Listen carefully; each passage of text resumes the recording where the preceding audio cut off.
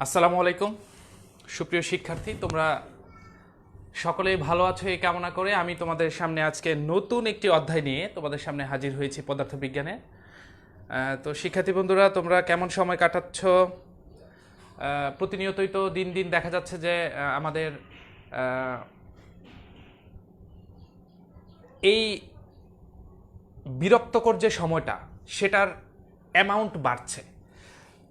দেখছি বিভিন্ন কলেজ খোলা হবে, এরকম বিভিন্ন শিডিউল দেওয়া হচ্ছে যে এত তারিখ পর্যন্ত বন্ধ, তারপরে হয়তো বা খোলা হতে পারে। কিন্তু অত তারিখ চলে আসলে আবার দেখা যাচ্ছে পুনরায় আবার আরেকটি বিজ্ঞপ্তি যে আবার অত তারিখ পর্যন্ত বন্ধ। মানে এরকম করেই চলছে। আসলে পরিস্থিতি ভালোর দিকে না, তাই খোলা সম্ভব হচ্ছে না।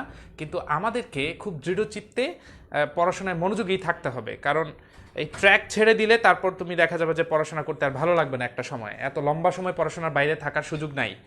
তো যাই হোক শিক্ষার্থী বন্ধুরা, আমরা আজকে ফিজিক্সের মানে অনেক মজার অধ্যায়গুলোর মধ্যে একটি, যেটি হচ্ছে আধুনিক পদার্থবিজ্ঞানের সূচনা, যে অধ্যায়টি আসলে দিয়ে আমাদের পদার্থবিজ্ঞানে মডার্ন সায়েন্স মানে আধুনিক পদার্থ বিজ্ঞান পড়াশোনা শুরু হয়েছে। তো চলো শিক্ষার্থী বন্ধুরা, আমরা আজকে ক্লাসটি শুরু করি। তার আগে আমাকে একটু সময় দিলে আমি একটু কনফার্ম হয়ে নিব আর কি, যে আমার কথাবার্তা তোমরা শুনতে পাচ্ছ কিনা, জাস্ট এতটুকুই। তাহলে আজকে আমরা পড়ছি মডার্ন সায়েন্স অংশের প্রথম যে অধ্যায়, যেটির নাম হচ্ছে থাকতে হবে, কারণ এই ট্র্যাক ছেড়ে দিলে তারপর তুমি দেখা যাবে যে পড়াশোনা করতে। হ্যাঁ, আমি অনেককেই দেখছি, মুবারক আছো, তারপর লিজা, তারপর আফরিন, মেহেদি, ইমরান, আলিফ। হ্যাঁ, তোমাদেরকে ধন্যবাদ। চলো তাহলে আজকে ক্লাসটা আমরা শুরু করে দেই। আচ্ছা, শুরুতেই আজকে আমরা পড়ব যে অধ্যায়, সেটি হচ্ছে আধুনিক পদার্থবিজ্ঞানের সূচনা। আচ্ছা, যেহেতু চ্যাপ্টারের প্রথম ক্লাস, কিছু কিছু কথা কিন্তু বলেই নিতে হবে। আধুনিক পদার্থ বিজ্ঞানের সূচনা। সূচনা আধুনিক পদার্থবিজ্ঞানের সূচনা, যেটাকে আমরা মডার্ন সায়েন্স বলে থাকি।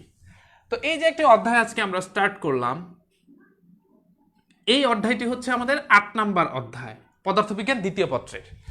তো ৮, তারপরে হচ্ছে ৯, তারপরে হচ্ছে ১০, তারপরে হচ্ছে ১১। এই 4টি অধ্যায় আমাদের দ্বিতীয় পত্রে বাকি আছে। তো আমি তোমাদের জ্ঞাতার্থে চমৎকার একটি তথ্য দিতে চাই যে এই 4টি চ্যাপ্টারকে মডার্ন সায়েন্স বলে। মানে এখান থেকেই শুরু হলো আসলে আধুনিক পদার্থবিজ্ঞান। দ্যাট মিনস 1900 সালের পরে, অর্থাৎ বিংশ শতাব্দী থেকে 1900 সাল থেকে শুরু করে তার পরবর্তী সময়ে এখন পর্যন্ত যে তথ্যগুলো আবিষ্কৃত হয়েছে বা আমাদের জানার আছে, সেগুলো কিন্তু এই 8, 9, 10, 11 এই অধ্যায়গুলোতে আছে। এই জন্য এগুলাকে আধুনিক পদার্থবিজ্ঞান বা মডার্ন সায়েন্স বলে। তার মানে আমরা কিন্তু এখন মডার্ন সায়েন্স এই অংশে প্রবেশ করলাম। আচ্ছা, আরেকটি তথ্য হচ্ছে যে এই 4টি চ্যাপ্টার থেকে কিন্তু পরীক্ষায় অনেক সময় 3টা কোশ্চেনে চলে আসে। 3টা আসতে পারে, অথবা 2টা তো আসবেই কনফার্ম। তার মানে এটা একটা অংশ যেটাকে আলাদা করে চিন্তা করার একটা বিষয় চলে আসছে, যে এই মডার্ন সায়েন্স অংশটা আমরা আলাদা করে চিন্তা করব, যে যেখান থেকে 3টা প্রশ্ন চলে আসতে পারে তোমার ভাগ্য যদি ভালো থাকে। আর যদি না আসে তবে 2টো তো অবশ্যই থাকবে ইনশাল্লাহ, কোনো সন্দেহ নাই। তাহলে এই অংশটা আমরা একটু স্পেশালি দেখব, যেহেতু আধুনিক পদার্থবিজ্ঞান, সো এখানে জানারও অনেক কিছু আছে। মডার্ন সায়েন্সটা আসলে কেমন, কি চিন্তা করছে বিজ্ঞানকে নিয়ে। তো এটারই আজকে প্রারম্ভিক যে চ্যাপ্টারটা, সেটা হচ্ছে তোমার আধুনিক পদার্থবিজ্ঞানের সূচনা, যেটা হচ্ছে 8 নাম্বার অধ্যায়, যেটি দিয়ে আমরা আমাদের আজকের লেসনটি শুরু করতেছি। 4টি অধ্যায়ের মধ্যে 8 নাম্বার অধ্যায়টা সবচেয়ে বড়। আচ্ছা, তো এখন তথ্যটি তোমরা নিশ্চয়ই ক্লিয়ার হলে, তো মডার্ন সায়েন্স আমরা পড়াশোনা শুরু করছি। শুরুতেই আমি তোমাদেরকে বলে দেই যে বিংশ শতাব্দীর শুরুতে, চলো শিক্ষার্থী বন্ধুরা আমরা তাহলে স্টার্ট করে ফেলি। বিংশ শতাব্দীর শুরুতে, দ্যাট মিনস তোমার 1900 সাল থেকে শুরু করে ঠিক তারপরে, যেমন ধরো 1900 সালেই তোমার বিজ্ঞানী ম্যাক্স প্ল্যাঙ্ক নামে একজন বিজ্ঞানী ছিল। 1900 সালেই তোমার বিজ্ঞানী ম্যাক্স প্ল্যাঙ্ক নামে একজন বিজ্ঞানী ছিল। তোমরা নাম শুনেছ বহুবার, ম্যাক্স প্ল্যাঙ্ক।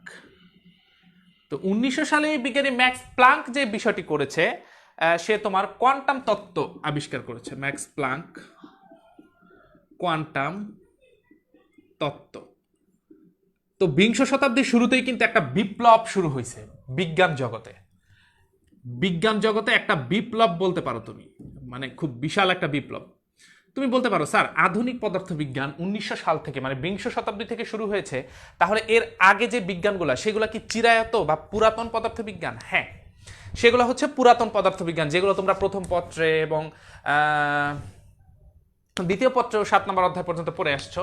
তাই বলে কিন্তু এমন না যে পুরাতনগুলো আমরা ব্যবহার করবো না, না, অনেক কিছু আগেই এস্টাবলিশড হয়ে গেছে যেগুলো চিরকাল হয়তো এরকম চলতে থাকবে।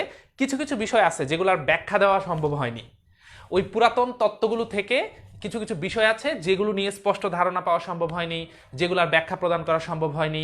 এমন সব বিষয়গুলোই পরবর্তীতে কিছু তত্ত্ব আবিষ্কার হওয়ার ফলে দেখা গেছে একটা বিপ্লব চলে আসছে, বহু অজানা জিনিসের ব্যাখ্যা এই তত্ত্বগুলো থেকে পাওয়া গেছে। তো কোন সব তত্ত্বগুলো আমরা একটু স্পষ্ট হয়ে নেই। যেমন একদম ঠিক বিংশ শতাব্দীর শুরুতে তোমার ম্যাক্স প্ল্যাঙ্ক তোমার 1900 সালের দিকেই কোয়ান্টাম তত্ত্ব আবিষ্কার করে, যেই কোয়ান্টাম তত্ত্ব থেকে পরবর্তীতে বহু কিছু তোমার সম্পর্কে স্পষ্ট ধারণা পাওয়া গেছে। যেমন মনে করো তোমার অনেক অজানা ঘটনা এই তত্ত্ব আবিষ্কারের পরে তোমার আবিষ্কৃত হয়েছে। যেমন ফটো ইলেকট্রিক ক্রিয়া, ফটো ইলেকট্রিক ক্রিয়া, আচ্ছা, ফটো ইলেকট্রিক ইফেক্ট। তারপর আবিষ্কৃত হয়েছে তোমার দ্য ব্রগলি তরঙ্গ, দ্য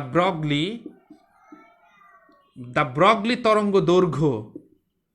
তারপর কম্পটন ইফেক্ট বা কম্পটন প্রভাব, যে জিনিসগুলো আসলে আগে ব্যাখ্যা করা সম্ভব হচ্ছিল না, পরবর্তীতে কোয়ান্টাম তত্ত্ব আবিষ্কারের পরে photo electric effect, the Broglie তরঙ্গ দৈর্ঘ্য, কম্পটন প্রভাব, তারপরে কৃষ্ণ বস্তুর বিকিরণ, কৃষ্ণ বস্তুর ব্ল্যাক বডি রেডিয়েশন। তো আমাদের জানতে হবে আমরা আসলে কি শিখতে যাচ্ছি, কি পড়তে যাচ্ছি। মানে আধুনিক পদার্থবিজ্ঞানের খুব বৈপ্লবিক একটা চ্যাপ্টার তুমি বলতে পারো, আধুনিক পদার্থবিজ্ঞানের সূচনা 8 নাম্বার চ্যাপ্টার, যেখানে অনেক কিছু জানার আছে, শেখার আছে। তো এই জিনিসগুলো সম্পর্কে আগে ধারণা পাওয়া যাচ্ছিল না, যেগুলো কোয়ান্টাম তত্ত্ব আবিষ্কারের পর যে বিষয়গুলো সম্পর্কে আমরা স্পষ্ট ধারণা পেয়েছি, যেগুলো আমরা এই চ্যাপ্টারে পড়বো। এই টপিকগুলো কিন্তু আমরা স্পষ্ট হবো এই চ্যাপ্টারে, কোনো সন্দেহ নাই। পরবর্তীতে দেখা গেছে বিজ্ঞানী ম্যাক্স প্ল্যাঙ্ক 1900 সালে কোয়ান্টাম তত্ত্ব আবিষ্কারের ফলে এই জিনিসগুলোর ব্যাখ্যা সম্ভব হয়েছে। পরবর্তীতে আরেকজন বিজ্ঞানী, সেটা 1905 সালে, সেটা 1905 সালের দিকে আরেকজন বিজ্ঞানী, এই বিজ্ঞানী তো তোমরা সবাই নিশ্চয়ই জেনে থাকবে। তোমরা চিন্তা করছিলে যে একজন বিজ্ঞানীর নাম পদার্থবিজ্ঞানে এখনো কেন পাচ্ছি না, শুধু নিউটন নিউটন নিউটন শুনছি, আইনস্টাইন নামে একজন বিজ্ঞানী যে আছে এটা কেন বইয়ের মধ্যে এখনো পাচ্ছি না। হ্যাঁ, এই তো চলে আসছে আইনস্টাইনের চ্যাপ্টারে। নিউটনের চ্যাপ্টার যেমন ছিল, আইনস্টাইনেরও চ্যাপ্টার আছে, সেটা হচ্ছে এই যে এই চ্যাপ্টারটা। তো আইনস্টাইন 1905 সালের দিকে সে আপেক্ষিকতার তত্ত্ব আবিষ্কার করেছিল, সে আপেক্ষিকতার তত্ত্ব আবিষ্কার করেছিল 1905 সালের দিকে। আইনস্টাইন আপেক্ষিকতা তত্ত্ব আবিষ্কার করেছিল, যেই তত্ত্ব আবিষ্কারের পর মজার কিছু জিনিস ঘটেছে। আমরা এতদিন যা জানতাম তার সবকিছুই ভুল, মানে নতুন একটা ধারণা আমরা জানতে পেরেছি। এতদিন যা জানতাম তার থেকেও সেই ধারণাকে ওভারকাম করে নতুন কিছু জানতে পেরেছি আমরা। যেমন আপেক্ষিক তত্ত্ব আবিষ্কারের পর থেকে আমরা স্থান কাল ভর সম্পর্কে আমাদের যে ধারণা ছিল সেটি ভুল, সেটি ভুল নয়, মানে কিছু কিছু ক্ষেত্রে সেটির পরিবর্তন হওয়া যায়, কিন্তু আগে জানতাম যে কখনোই পরিবর্তন হয় না। স্থান কাল ভর এগুলোর চিরায়ত যে ধারণা সেটাকে আধুনিকীকরণ করেছে এই আপেক্ষিকতা তত্ত্ব আবিষ্কারের পর। 1905 সালে আইনস্টাইন এটা আবিষ্কারের পর স্থান কাল ভর সম্পর্কে আমরা যা জানতাম, যেমন আমরা জানতাম যে ভর কনস্ট্যান্ট থাকে, তুমি যেখানেই যাও না কেন তোমার ভর কনস্ট্যান্ট থাকবে। কিন্তু এখানে এই চ্যাপ্টারে এসে আমরা আপেক্ষিকতার তত্ত্ব পড়তে গিয়ে দেখব, যখন আমরা ভরের আপেক্ষিকতা পড়ব তখন আমরা বুঝতে পারবো যে ভরও পরিবর্তন হতে পারে, এটা কনস্ট্যান্ট না। যেমন আমরা সময় কনস্ট্যান্ট জানতাম, সময় পরিবর্তন হইতে পারে, অবস্থান এটা পরিবর্তন হইতে পারে। তো এই জিনিসগুলোর চিরায়ত ধারণার নতুন একটা রূপ দেখছি আমরা, মানে আগে যে ধারণাটা জানতাম সেটার পরিবর্তন ঘটেছে কেবলমাত্র এই 1905 সালে আপেক্ষিকতার তত্ত্ব আবিষ্কারের পর। তো আরও আমরা তোমার নিউক্লিয় বিজ্ঞান, তারপর হচ্ছে তোমার পারমাণবিক বিজ্ঞান, এগুলার বিকাশ ঘটেছে। এই পারমাণবিক বিজ্ঞান, নিউক্লিয় বিজ্ঞান, পারমাণবিক বিজ্ঞান এগুলার বিকাশ ঘটেছে এই আপেক্ষিকতার তত্ত্ব আবিষ্কারের পর, মানে একটা নতুন পারমাণবিক যুগের সূচনা হয়েছে। আমি সহজ করে যদি এরকম করে বলি যে একটা পারমাণবিক যুগের সৃষ্টি হয়েছে। তাহলে আমরা কোন দুটি তত্ত্ব দেখলাম? একটা হচ্ছে 1900 সালেই একদম ঠিক ম্যাক্স প্লাঙ্কের কোয়ান্টাম তত্ত্ব, যেটি একটা বিপ্লব এনেছে পদার্থবিজ্ঞানে। আরেকটি হচ্ছে আইনস্টাইনের 1905 সালে আপেক্ষিকতার তত্ত্ব, যেটির মাধ্যমে আমরা এই যে যে যে যে এই বিষয়গুলো জানতে পারছি, স্থান কাল ভরের তোমার নতুন রূপ দেখতে পাচ্ছি, এগুলা পরিবর্তন হতে পারে। নিউক্লিয় বিজ্ঞান, পারমাণবিক বিজ্ঞান, এগুলাতে একটা বিকাশ ঘটেছে। তারপর তোমার পারমাণবিক যুগের একটা আসলে সৃষ্টি হয়েছে। তারপরে আরো বলতে পারি যে তোমরা আইনস্টাইন বলতে, যেমন একটা মানবিকে পড়া একটা স্টুডেন্টও জানে যে E=mc²। এটা কিন্তু মানে পদার্থবিজ্ঞান বুঝাইতে কোথাও এই সমীকরণটা লিখলে মোটামুটি সবাই বুঝবে যে E=mc² আইনস্টাইনের একটা সমীকরণ। তো এই যে E=mc², এই যে ভর শক্তি, এর সম্পর্ক এই আপেক্ষিকতার তত্ত্ব আবিষ্কারের পর থেকে আমরা পেয়েছি যে ভর শক্তির সম্পর্ক। এই ভর শক্তির সম্পর্কটা কি আসলে? ভর শক্তিতে রূপান্তরিত হতে পারে, শক্তি ভরে রূপান্তরিত হতে পারে, এই বিষয়গুলো নিয়ে আইনস্টাইন বিশদ ব্যাখ্যা করেছে। এই E=mc², সেই কাঙ্ক্ষিত পরীক্ষাটা কিন্তু আমরা এই চ্যাপ্টারেই পড়ব, যেটা আমাদের মনের মধ্যে ছিল যে এটা আসে না কেন এখনো, E=mc² কোথায়। তো মোটামুটি প্রথম চ্যাপ্টারে তুমি নিশ্চয়ই বুঝতে পারতেছো কিছু বিষয় চলে আসতেছে যেগুলো আমাদের জানা দরকার, এবং আমি তোমাদেরকে সেই তথ্যগুলো দেওয়ার চেষ্টা করেছি। এখন চলো আমরা অধ্যায়ের মধ্যে প্রবেশ করি। তাহলে আমরা দেখতেই পারলাম যে এই দুইটা তত্ত্ব, কোয়ান্টাম তত্ত্ব এবং আপেক্ষিকতার তত্ত্ব, আমাদেরকে আধুনিক যুগে প্রবেশ করতে অনেক সহায়তা করেছে এবং অনেক অজানা জিনিসের ব্যাখ্যা সুন্দর করে দেওয়ার চেষ্টা করেছে। কে? কোয়ান্টাম তত্ত্ব এবং আপেক্ষিকতার তত্ত্ব। চলো তাহলে আমরা চ্যাপ্টারে ভেতরে এন্ট্রি করি, প্রবেশ করি। তো শুরুতেই আমি তোমাদেরকে একটা জিনিস পড়াতে চাই, সেটা হচ্ছে রেফারেন্স ফ্রেম। আমি একটু দেখি তোমরা আছো তো এখানে? হ্যাঁ, তোমরা অলরেডি এখানে অনেকেই এঙ্গেজড আছো, ধন্যবাদ তোমাদেরকে। Just carry. আচ্ছা, তারপর আমি দেখতে পাচ্ছি রেফারেন্স ফ্রেম একটা টপিক আছে, তো ভালো করে বুঝবো আসলে। রেফারেন্স ফ্রেম এটাকে বলে তোমার প্রসঙ্গ কাঠামো, বাংলায় বলে প্রসঙ্গ কাঠামো। এই রেফারেন্স ফ্রেমটা কি? আমি এটার প্রকারভেদটাও লিখে ফেলি। দুই রকমের রেফারেন্স ফ্রেম নাকি আছে। একটা হচ্ছে inertial reference frame, that means আমরা এটাকে বলতে পারি জড় প্রসঙ্গ কাঠামো। আরেকটা হচ্ছে নন ইনার্শিয়াল রেফারেন্স ফ্রেম, যেটাকে বলে অজড় প্রসঙ্গ কাঠামো। আমরা একটু এগুলা বুঝার চেষ্টা করি, এগুলো আসলে কি। তো আমরা দেখতেই পাচ্ছি যে দুই ধরনের রেফারেন্স ফ্রেম আছে। What is reference frame? That means প্রসঙ্গ কাঠামোটা কি সেটাই তো আগে জানতে হবে, যে রেফারেন্স ফ্রেম বা প্রসঙ্গ কাঠামো কি। আমরা কোনো কিছুর অবস্থান নির্ণয় করতে গেলে, আচ্ছা কোনো একটা কিছু যদি আমরা মাপতে চাই, যেমন আমি দুইটা জিনিস একটা এখানে তোমাকে বোঝানোর চেষ্টা করি। একটা হচ্ছে পরিমাপ আর একটা হচ্ছে মেজারমেন্ট যেটাকে বলে, আর একটা হচ্ছে তোমার অবস্থান জানা। পরিমাপ জানা, অবস্থান জানা। যেমন ধরো কোনো একটা কিছু পরিমাপ করতে চাও, যেমন তুমি যদি বাজারে গিয়ে বলো যে 10, সে কিন্তু 10 কি সে বুঝতে চাবে। তুমি বললা 10 চাউল, সে কিন্তু বুঝতে পারবে না। তোমাকে একটা একক কিন্তু শো করতে হবে। হ্যাঁ, একক শো করতে হবে। যেমন বলতে হবে 10 কেজি, 10 গ্রাম, তারপরে এরকম করে তোমাকে প্রকাশ করতে হবে, তাহলে সে বুঝতে পারবে। তার মানে একটা একক কিন্তু পরিমাপ করতে প্রয়োজন পড়ে। আচ্ছা, পরিমাপ করতে একক প্রয়োজন পড়ে। দেখো, কোনো একটা মানুষকে যদি তুমি চিনতে চাও, শুধু মানুষ বললে কিন্তু চিনবে না, তার মানে তার একটা একক লাগবে।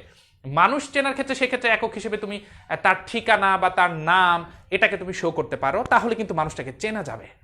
তো আমি পরিমাপের ব্যাপারটা বোঝানোতে নিশ্চয়ই সক্ষম হয়েছি যে একের প্রয়োজন পরিমাপ জানতে বা করতে। অবস্থান যদি তুমি জানতে চাও, যে কোনো একটা বস্তুর তুমি অবস্থান জানতে চাও, তাহলে কিন্তু সাপেক্ষ প্রয়োজন হয়, যে কার সাপেক্ষে।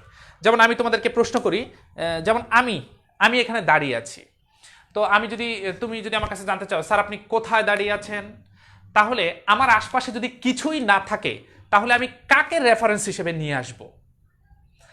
রেফারেন্স হিসেবে কাউকে না কাউকে নিয়ে এসে তোমার সামনে উপস্থাপন করতে হবে। যেমন আমি এখন বলতে পারি আমি এখন বোর্ডের সামনে দাঁড়িয়ে আছি, তাহলে রেফারেন্স হিসেবে আমি কাকে নিয়ে আসছি? বোর্ডকে। এটাকেই বলে যে একটার সাপেক্ষে। তাহলে এরকম অন্য যে কোনো কিছুই হতে পারে। যেমন আমি তোমাকে জিজ্ঞেস করি তুমি এখন কোথায়, তুমি বলতে পারো যে আমি মোবাইলের সামনে, তার মানে মোবাইলটাকে তুমি রেফারেন্স হিসেবে নিয়ে আসছো। যেমন অনেক সময় বন্ধুরা ফোন দিলে আমরা এরকম দুষ্টামি করি, বা আগে করছি আর কি, নট নাও। যেমন ফোন দিছি তুমি কোথায় আছো, বলে যে আমি রাস্তায় আছি। তো রাস্তায় কোথায়, রাস্তা কোথায়, তখন ও বলতেছিল যে আমার নিচে। তুমি কোথায়? রাস্তার উপরে। তো লাইক এগুলো মজা ছিল আসলে। তো যাই হোক, আমি তোমাকে বোঝানোর চেষ্টা করতেছি আসলে যে রেফারেন্সটা নিয়ে আসা। যেমন আমি তোমাকে জিজ্ঞেস করলাম তুমি কোথায়? রাস্তায়। তার মানে পরে না হয় প্রশ্ন আসবে কোন রাস্তায় কোথায়, এটা পরে, কিন্তু রাস্তায় তার মানে তুমি রাস্তার উপরেই আছো। একটা রেফারেন্স আমি বুঝতে পারলাম এই পুরো দুনিয়াতে তুমি রাস্তার উপরে আছো। তো এই যে রেফারেন্স হিসেবে নিয়ে আসা, তো এই কোনো বস্তুর অবস্থান জানতে হলে কিন্তু এরকম রেফারেন্স হিসেবে কিছু না কিছু তোমাকে নিয়ে আসতেই হবে। তুমি যদি বিশ্বাস না করো, তুমি একদম এমন একটা জায়গায় আছো তোমার আশপাশে কিচ্ছু নাই এবং কোনো লাইটও নাই, ধরো ফর এক্সাম্পল কোনো লাইট নাই, তুমি কিচ্ছু দেখতে পাচ্ছ না, তাহলে তুমি রেফারেন্স হিসেবে কি নিয়ে আসবে? আমি যদি তোমাকে জিজ্ঞেস করি তুমি কোথায় আছো, তুমি বলবা আমি কিচ্ছু দেখছি না চারপাশে, কিছুকেই আমি রেফারেন্স হিসেবে নিয়ে আসতে পারছি না, তুমি এটা বলবা। তার মানে লাইটটা অন করলেই তুমি কিন্তু বুঝতে পারবা যে ও আচ্ছা আমি টিভির সামনে, আমি টেবিলের কাছে, যে কোনো একটা কিছু কিন্তু রেফারেন্স হিসেবে নিয়ে আসতে পারবা। তো এই রেফারেন্স ফ্রেম টপিকটা কিন্তু খুব ইম্পর্টেন্ট। প্রসঙ্গ কাঠামো, অবশ্যই কোনো বস্তুর অবস্থান জানতে গেলে একটা প্রসঙ্গ কাঠামো প্রয়োজন পড়েই। তো প্রথমে আমরা জানতে চাচ্ছি ইনার্শিয়াল রেফারেন্স ফ্রেম বা জড় প্রসঙ্গ কাঠামো। নন ইনার্শিয়াল রেফারেন্স ফ্রেম বা অজড় প্রসঙ্গ, এগুলা কি? ইনার্শিয়াল রেফারেন্স ফ্রেমের বেলায় আমি তোমাকে ছোট্ট করে একটা এক্সাম্পল দেই। যেমন মনে করো এই 1 নাম্বার ইনার্শিয়ালটা বুঝলেই আর এই 2 নাম্বার বুঝতে হবে না, কারণ ইনার্শিয়াল রেফারেন্স ফ্রেম বা জড় প্রসঙ্গ কাঠামো যে জিনিসগুলোকে সাপোর্ট করে, এ শুধু ওই জিনিসগুলোকে সাপোর্ট করবে না, তাহলেই এটাকে আমরা বলতে পারবো অজড় প্রসঙ্গ কাঠামো। তাহলে আমরা জড় প্রসঙ্গ কাঠামো বোঝার জন্য যেমন ধরো একটা মানুষকে শো করতে পারি যে একটা মানুষ দাঁড়িয়ে আছে, তার পাশে একটা বাস যাচ্ছে, ধরো একটা বাস যাচ্ছে। তো এখন এই দুইটা বস্তু পরস্পরের সাপেক্ষে যদি সমবেগে গতিশীল হয়, এরা যদি পরস্পরের সাপেক্ষে কিভাবে গতিশীল হয়? সমবেগে যদি সমবেগে গতিশীল হয়, তাহলে এই জড় প্রসঙ্গ কাঠামোকে আমরা বলি, এই প্রসঙ্গ কাঠামোগুলোকে আমরা বলি জড় প্রসঙ্গ কাঠামো। তখন আমরা এটাকেও জড় প্রসঙ্গ কাঠামো বলতে পারবো, এটাকেও জড় প্রসঙ্গ কাঠামো বলতে পারবো, কারণ এরা দুইজনে পরস্পরের সাপেক্ষে সমবেগে বা ধ্রুববেগে গতিশীল। আচ্ছা, তো এখন সমবেগে গতিশীল হওয়া বলতে আমরা কি বুঝতেছি? সমবেগে গতিশীল হওয়া বলতে আমরা বুঝতেছি বেগের পরিবর্তন নাই। বেগের পরিবর্তন নাই বলতে আমরা কি বুঝতেছি? বেগের পরিবর্তন নাই বলতে আমরা বুঝতেছি ত্বরণ নাই। ঠিক আছে, তো বেগের পরিবর্তন নাই, দ্যাট মিনস ত্বরণ নাই। তো ত্বরণ যদি নাই থাকে, এই যে নট ইজিক্যাল টু যদি 0 হয়, তাহলে আমরা এ নট ইজিক্যাল টু 0 এরকম একটা সূত্র পড়ছিলাম নিউটনের ফার্স্ট লতে। বাহ্যিক কোনো বল প্রয়োগ না করলে কোনো বস্তু, স্থির বস্তু চিরকাল স্থির থাকবে।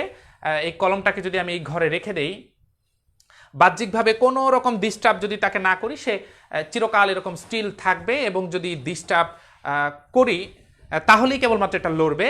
আর যদি বস্তুটা গতিশীল থাকে, তাহলে সে যত বেগে গতিশীল ছিল অত বেগেই গতিশীল থাকতেই থাকবে। তার মানে এই কথাটার অর্থ হচ্ছে স্থির বস্তু চিরকাল স্থির থাকবে, তার মানে তার বেগের কোনো পরিবর্তন হবে না, দ্যাট মিনস ত্বরণ নাই। গতিশীল বস্তু চিরকাল যেই গতিতে যাচ্ছিল, যেমন 5 ms/1 বেগে গতিশীল ছিল, সে ওই ব্যাগে ক্যারি করবে সারা জীবন। তার মানে যদি বাহ্যিকভাবে কেউ তাকে ডিস্টার্ব না করে, তার মানে তখনও তার বেগের পরিবর্তন হবে না, দ্যাট মিনস ত্বরণ 0। তার মানে এই কথাগুলো থেকে তো আমরা এটা কনফার্ম যে নিউটনের সূত্রগুলো মেনে চলে। নিউটনের সূত্রগুলো মানে, নিউটনের সূত্রগুলো মানে, অর্থাৎ এ নট ইজিক্যাল টু 0, এটা আমি আগে লিখে দিছি, ত্বরণ নাই, অর্থাৎ এ নট ইজিক্যাল টু 0। এই যে কয়েকটা জিনিস আমি ক্লু তোমাকে দিলাম, that is call inertial reference frame. আর কিছু জানার দরকার নাই, এটাই হচ্ছে জড় প্রসঙ্গ কাঠামো। কি দেখলাম? যে এটা সমবেগে গতিশীল হবে, পরস্পরের সাপেক্ষে, বেগের পরিবর্তন হবে না, ত্বরণ থাকবে না, অর্থাৎ নিউটনের গতিসূত্রগুলা সে মেনে চলবে। এরকম প্রসঙ্গ কাঠামোকে বলা হয় জড় প্রসঙ্গ কাঠামো। আচ্ছা, তাহলে এই জিনিসগুলো ক্যারি করবে না এই অজড় প্রসঙ্গ কাঠামো।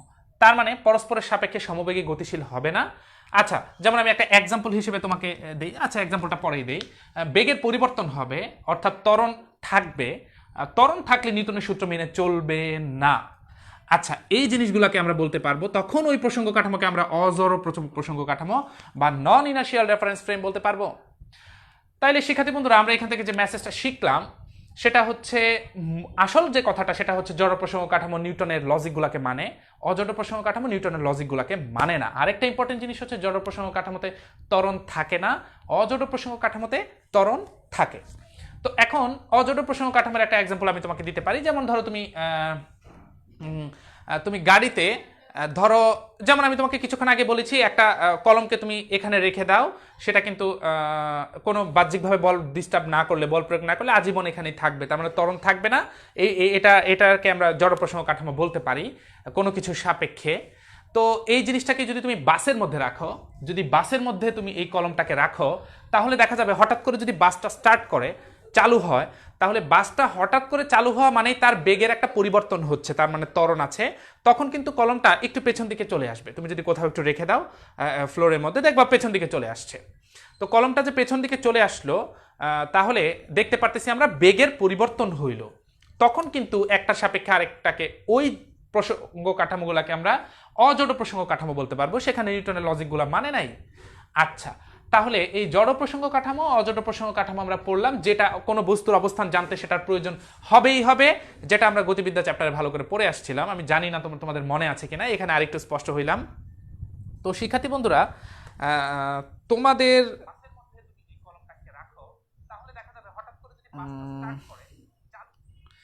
আবির চৌধুরী, হ্যাঁ এটা ফার্স্ট ক্লাস,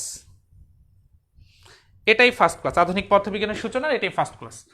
আচ্ছা ঠিক আছে, তাহলে এখন আমরা রেফারেন্স ফ্রেমটা আমরা পড়ে ফেলেছি। এখন আমরা আরেকটা জিনিস তোমাদেরকে একটু বলি, যে রেফারেন্স ফ্রেম পড়ার পরে এই যে আপেক্ষিক যে বিষয়টা, আমরা যেই চ্যাপ্টারে প্রবেশ করলাম, আপেক্ষিকতার যে বিষয়, তো কোনো একটা বস্তু সে স্পেসিফিক করে বলতে পারবে না যে আমি স্থির অথবা আমি গতিশীল, মানে সে কনফার্ম করে বলতে পারবে না। যেমন মনে করো তুমি দাঁড়িয়ে আছো, আর তোমার পাশ দিয়ে একটা বাস যাচ্ছে, তো এখন বাসের ভেতরের লোকটা দেখছে তুমি গতিশীল। কিভাবে? কারণ তুমি কিন্তু, সে বসে বসে দেখছে যে গাছপালা তুমি সবগুলো পেছনের দিকে যাচ্ছ, তার মানে সে বসে আছে, তুমি মুভ করছো, বা পুরো পৃথিবীটাই গতিশীল তার কাছে এরকম মনে হচ্ছে বাসের ভেতর থেকে। আবার তুমি দেখছো যে তুমি তো দাঁড়িয়ে আছো, যাচ্ছে কে? বাসটা।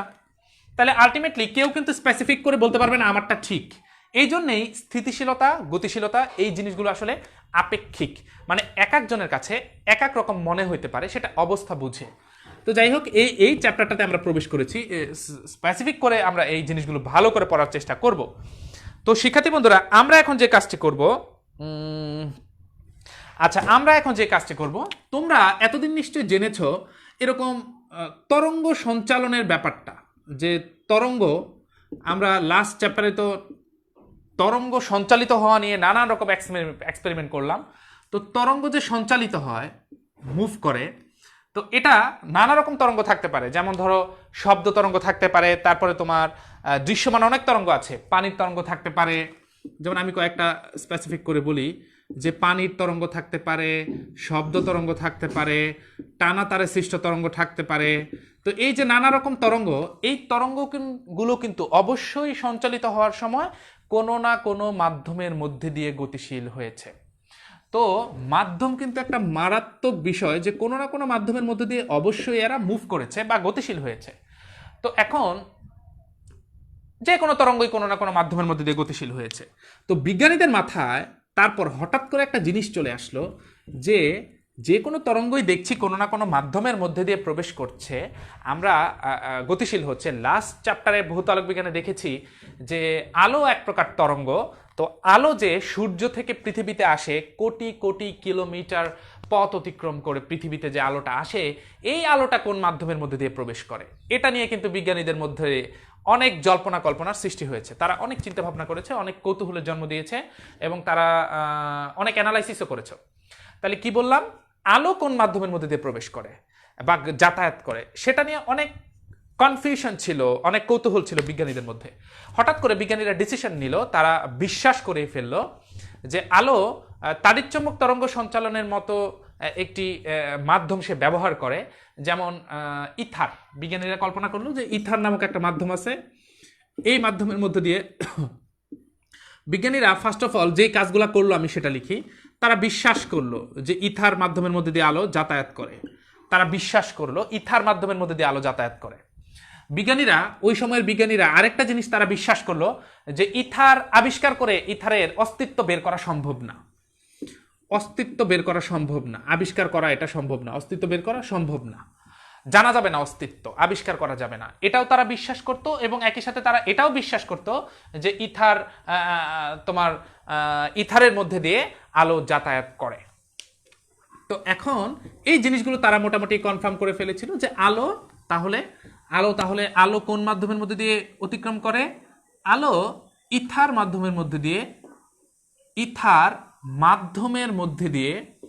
মাধ্যমের মধ্যে দিয়ে তোমার গতিশীল মাধ্যম ছাড়া তো কিছু একটা মুভ করতে পারবে না, ইথার মাধ্যমের মধ্যে দিয়ে গতিশীল, এমনটা বিজ্ঞানীদের ধারণা ছিল। তো এই ধারণাটা হঠাৎ করে বিজ্ঞানী মাইকেলসন ও মরলি হঠাৎ করে যেটা করলো, অথবা অনেক জায়গায় এটাকে মোরলেও বলেছে, আচ্ছা, বিজ্ঞানী মাইকেলসন ও মুরলে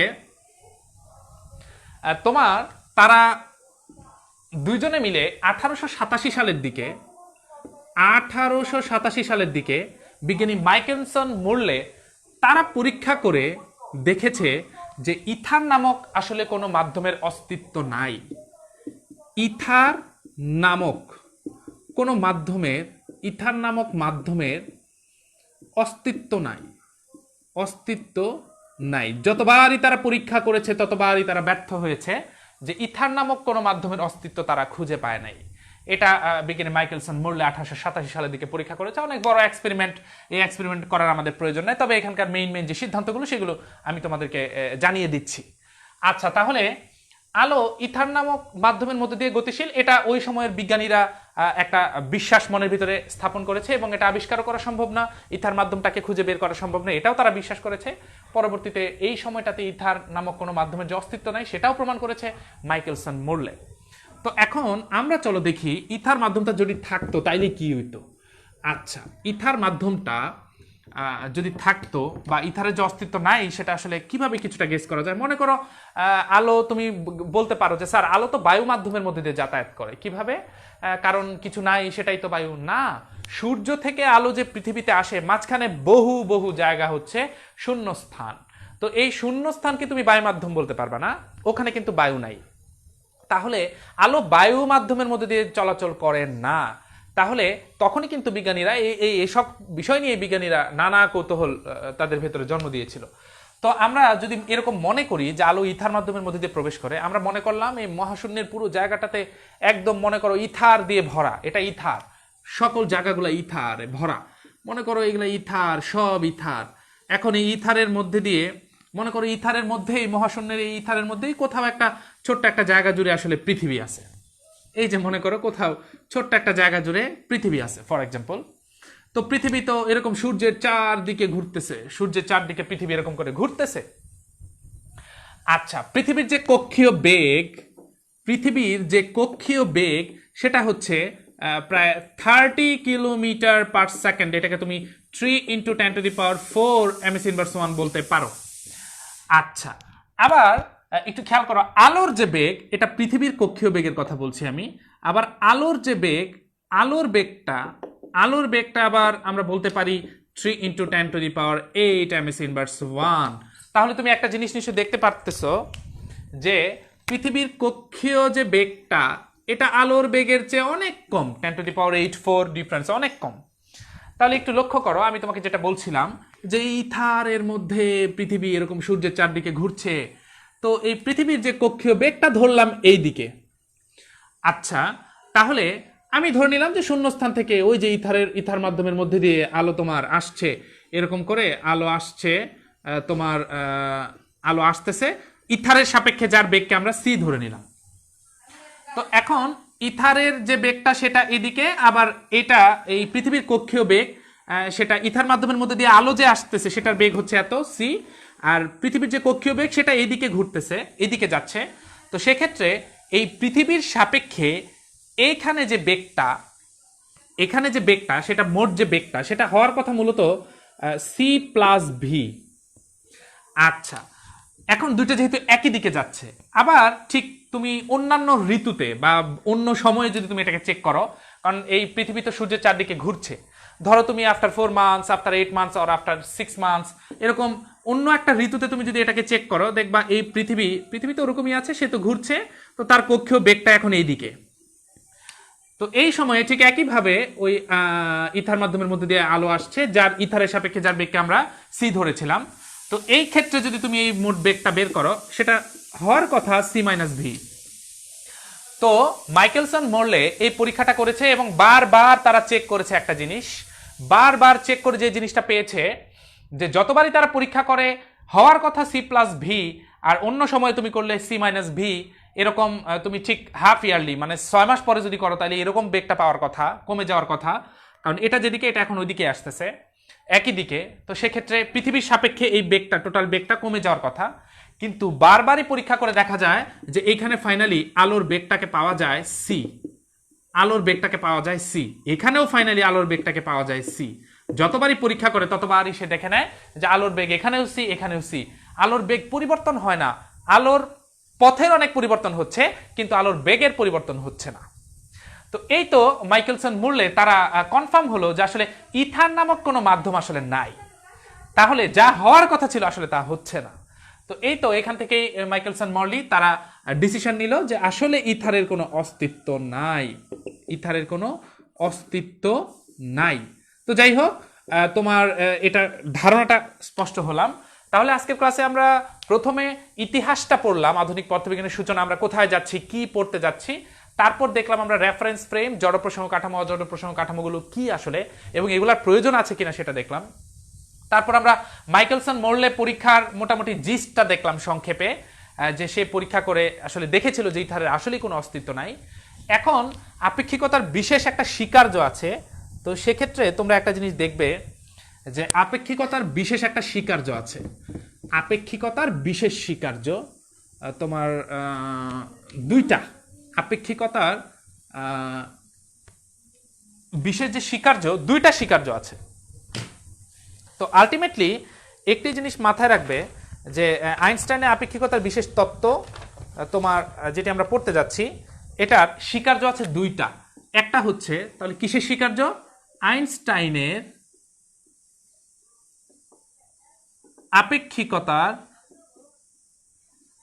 আপেক্ষিকতার বিশেষ যে তত্ত্ব, এর স্বীকার্য দুইটা। একটা হচ্ছে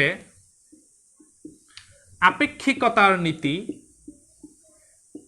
যেটাতে বলা আছে সকল প্রসঙ্গ কাঠামোতে নিউটনের পদার্থবিজ্ঞানের সূত্রগুলো একই থাকবে, আপেক্ষিকতার নীতি। আর 2 নাম্বার হচ্ছে আলোর দ্রুতির ধ্রুবতার নীতি। অর্থাৎ যে কোনো রেফারেন্স ফ্রেমে আলোর দ্রুতি একই থাকে, পরিবর্তন হয় না। প্রথমটা হচ্ছে সকল রেফারেন্স ফ্রেমে পদার্থবিজ্ঞানের সূত্রগুলো একই থাকবে। এটাই হচ্ছে আইনস্টাইনের আপেক্ষিকতার বিশেষ তত্ত্বের দুটো স্বীকার্য। এই দুটো স্বীকার্য আমি বহুবার দেখেছি পরীক্ষায় চলে আসতে, অনুধাবনে আমি দেখেছি। তো শিক্ষার্থী বন্ধুরা, আজকে আমরা এই টপিকগুলো পড়লাম। তো ফাইনালি আধুনিক পদার্থবিজ্ঞানের সূচনা, আমাদের ক্লাসেরও আজকে সূচনা ছিল। তো ফাইনালি তোমরা আগামী ক্লাস থেকে সম্ভবত গ্যালিলিও রূপান্তর দিয়ে আমরা পড়াশোনা শুরু করব। এখানে ধারাবাহিকভাবে কিছু চমৎকার স্টোরি আছে। গ্যালিলিও রূপান্তরে কিছু ভুল ছিল, সেগুলা রিকভার আইনস্টাইন লরেন্স রূপান্তর দিয়ে করেছে। তো আস্তে আস্তে ধারাবাহিকভাবে পড়লেই চ্যাপ্টারটা তোমার কাছে সহজ লাগবে। ক্লাস মিস করা যাবে না, প্রত্যেকটা সালের ক্লাসে একটা সিকোয়েন্স থাকবে, তোমরা এটা ফলো করে নিয়মিত ক্লাস করতে থাকো ইনশাল্লাহ। সবাই ভালোভাবে একটু স্টাডিতে মনোযোগ দাও। তোমাদের জন্য অনেক দোয়া এবং শুভকামনা রইল। ভালো থাকো সবাই। আসসালামু আলাইকুম, আল্লাহ হাফেজ।